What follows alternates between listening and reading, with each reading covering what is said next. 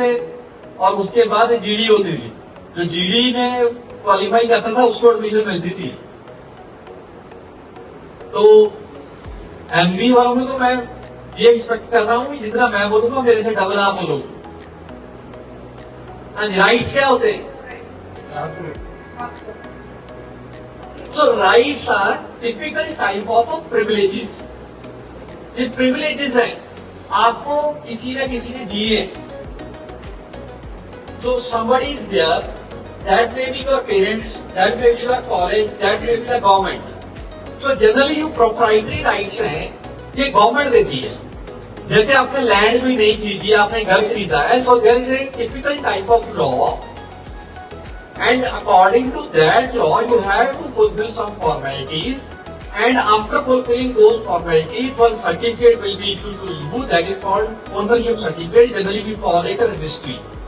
House की registry. ऐसे ही जैसे आप कार स्कूटर खरीदते हो, again there is a motor vehicle act. According to the motor vehicle act, you have to fulfill some guidelines or regulations.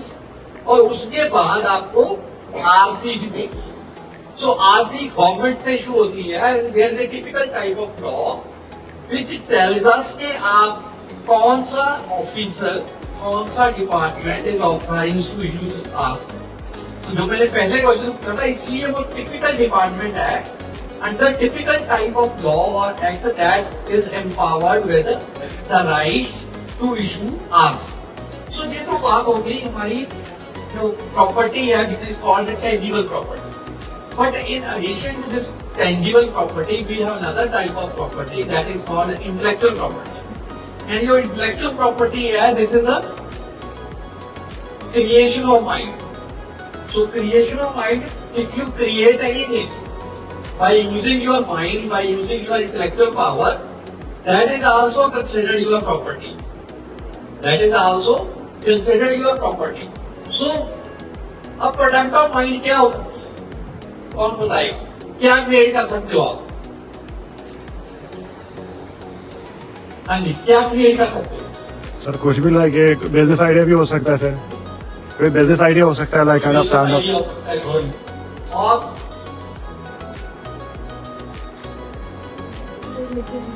कोई सी भी discovery sir या कोई नया इनोवेट। नई डिस्कवरी हो सकती है, कोई नई इन्वेंशन हो सकती है। सो everybody is unique. Humans को हम मानते हैं कि हर बंदा अपने आप में यूनिक है, उसके पास कोई ना कोई स्किल है। आप सबके पास भी कोई ना कोई स्पेशल स्किल है जो आपके साथ वालों के साथ पास नहीं है। So this product of mind can be the form of different type of creations.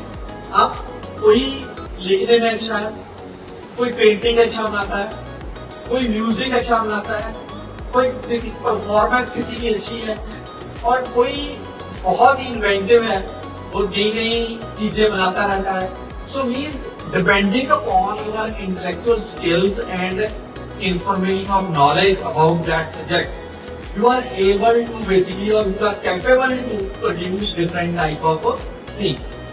और गवर्नमेंट ने अगर आप अपने दिमाग की, अपने इंटेलेक्चुअल स्किल्स की के यूज से कोई नई चीज बनाते हो, and government have considered this property as intellectual property.